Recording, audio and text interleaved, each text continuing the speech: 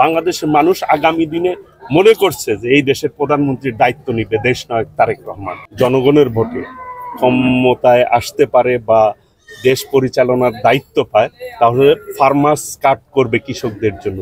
এটাই কিন্তু রাজনীতি, যে মানুষের জন্য করা, মানুষের কল্যাণের জন্য পদক্ষেপ নেওয়া।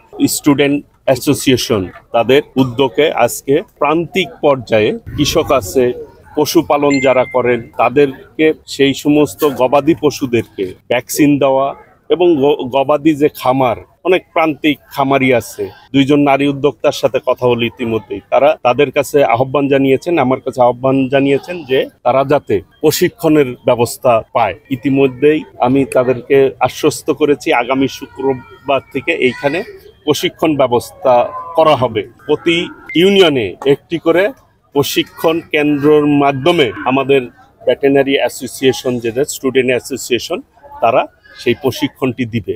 তারা একটি উদ্যোগ নিয়েছে, আমার কাছে গিয়েছিল যে আমরা ভেটেরিনারি ছাত্র ফোরাম যেটি আছে, তারা উদ্যোগী হয়ে প্রান্তিক কৃষকদেরকে তারা সহযোগিতা করতে চায়, খামারিদেরকে সহযোগিতা করতে চায়। আজকে এইখানে গরু, ছাগল, বিড়ালের ভ্যাকসিন উদ্বোধন করলাম।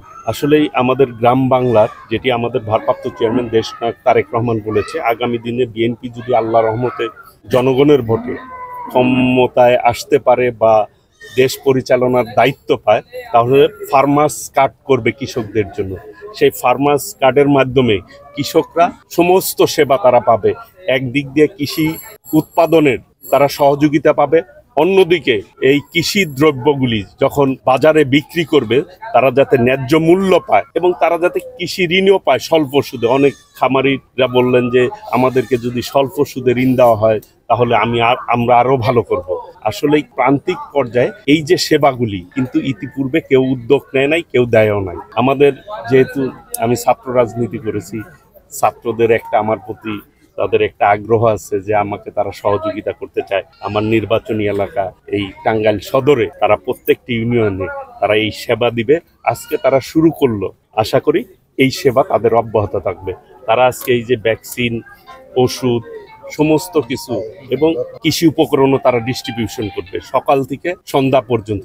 যতগুলি খামারি আসবে, যতগুলি কৃষক আসবে, তাদেরকে তারা সহযোগিতা করবে। আমি আন্তরিকভাবে ধন্যবাদ জানাই যে তারা প্রান্তিক কৃষকের কথা চিন্তা করে, প্রান্তিক খামারের কথা চিন্তা করে তারা এই মহৎ উদ্যোগকে আমি স্বাগত জানাই। এই ধরনের উদ্যোগই যদি হয়, ছাত্ররা সচেতন হয় যে আমরা এই দেশের প্রান্তিক কৃষকদের পাশে দাঁড়াবো, তাহলে কিন্তু দেশ লাভবান হবে, দেশের কৃষক লাভবান হবে, মানুষের উপকার হবে। এটাই কিন্তু রাজনীতি, যে মানুষের জন্য করা, মানুষের কল্যাণের জন্য পদক্ষেপ নেওয়া। এটাই আমরা নিচ্ছি। আপনারা দোয়া করবেন আমরা যাতে এই প্রান্তিক কৃষকদের পাশে দাঁড়িয়ে তাদের সহযোগিতা করতে পারি। প্রতিদিনই 8-10টা প্রোগ্রাম করে যাচ্ছি, গণসংযোগ করে যাচ্ছি। মানুষের যে পরিমাণ সাড়া পাচ্ছি, আগ্রহ পাচ্ছি যে তারা জাতীয়তাবাদী দলকে ভোট দিয়ে তারা মনে করছে আগামী নির্বাচনের মধ্য দিয়ে একটি স্থিতিশীল সরকার আসবে। বাংলাদেশের মানুষ আগামী দিনে মনে করছে যে এই দেশের প্রধানমন্ত্রীর দায়িত্ব নিবে দেশনায়ক তারেক রহমান। আর এই টাঙ্গাইল সদরের মানুষের একটি তো চাহিদা রয়েছে, তাদের একটি চিন্তা রয়েছে।